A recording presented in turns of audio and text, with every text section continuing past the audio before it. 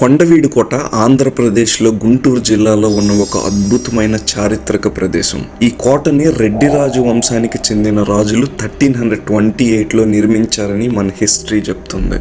రెడ్డి రాజులు తమ రాజ్యాన్ని బలోపేతం చేసుకోవడానికి ఈ కోటని అత్యంత శక్తివంతమైన కోటగా నిర్మించారు. తర్వాత వాళ్ళ రాజధానిని అద్దంకి నుంచి కొండవీడికి మార్చుకున్నారు. ఈ కోటని ఎలాంటి శత్రువులు వచ్చినా ఎదుర్కొనేలాగా 1700 అడుగులు ఎత్తైన కొండ మీద నిర్మించారు. ఆ రెడ్డి రాజుల కాలంలో ఈ కొండవీడి కోటలో ఆ రాజుల యొక్క రాజకీయ, సాంస్కృతిక, సాహిత్యానికి అలాగే తెలుగు భాషకి చాలా ఇంపార్టెన్స్ ఇచ్చేవారు. ఇక ఈ ఫోర్ట్ ని చూడడానికి బెస్ట్ టైం అయితే అక్టోబర్ నుంచి ఫెబ్ వరకు. ఆ టైంలో ఇక్కడ క్లైమేట్ చాలా బాగుంటుంది.